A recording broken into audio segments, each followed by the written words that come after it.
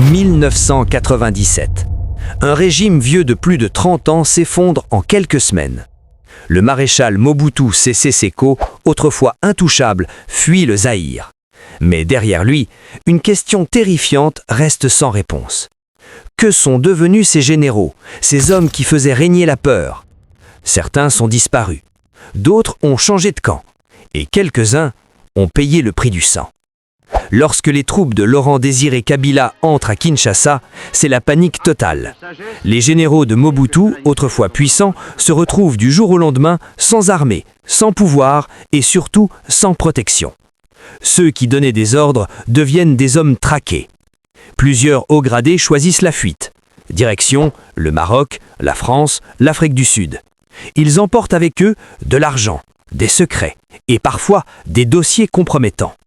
Mais loin du Zaïre, leur vie n'est plus la même. Fini le luxe, fini le pouvoir.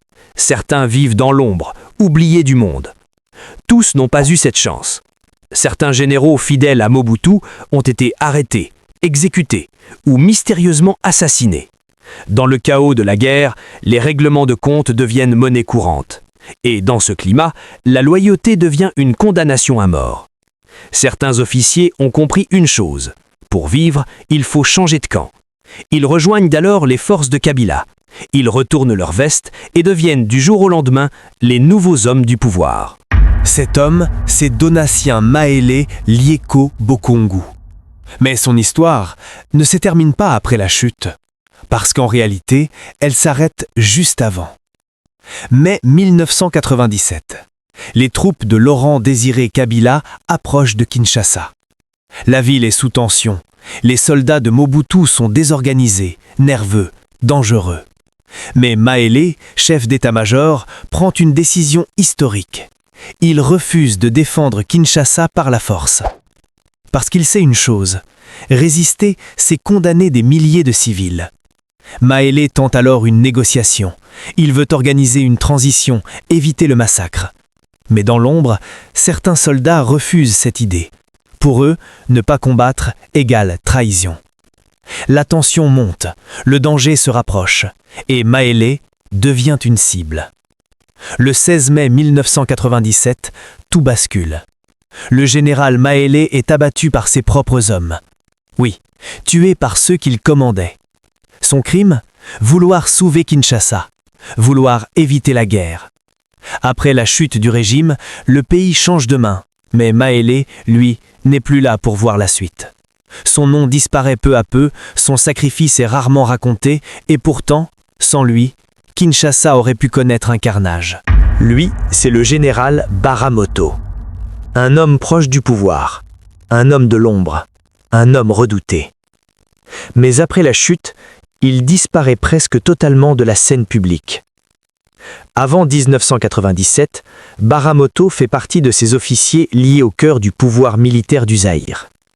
Dans un système contrôlé par Mobutu Sese Seko, Baramoto évolue dans ce cercle fermé où la loyauté au régime est essentielle. Quand les forces de Laurent-Désiré Kabila avancent vers Kinshasa, il entre dans une nouvelle vie. Loin du pouvoir, loin de l'armée, loin de la scène politique. L'ex-général devient un exilé. Dans cet exil, la vie change radicalement.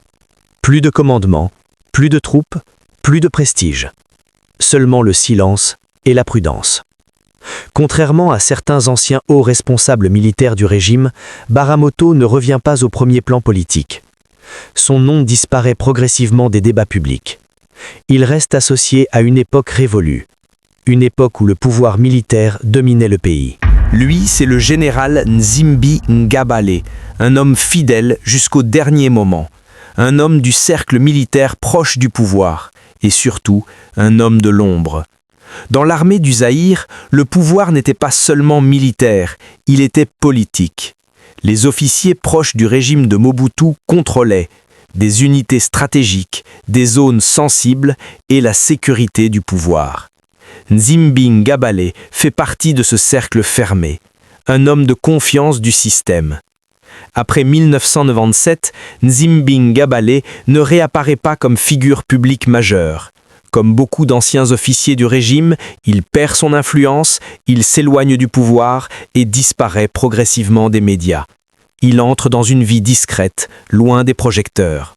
Le régime de Mobutu Sese Seko a disparu. Mais ses généraux, eux, n'ont jamais vraiment quitté l'histoire. Certains ont fui loin du pays, d'autres ont disparu dans le silence, et quelques-uns ont tenté de survivre dans un monde qui ne leur appartenait plus. Ils étaient puissants, redoutés, intouchables.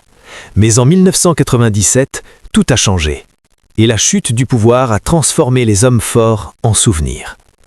Aujourd'hui encore, leurs noms résonnent comme des échos d'un autre temps, celui d'un Zaïre où tout semblait possible et où tout pouvait disparaître en un instant.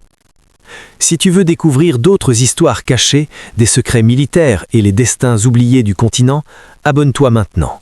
Parce que certaines histoires ne meurent jamais vraiment. Elles attendent.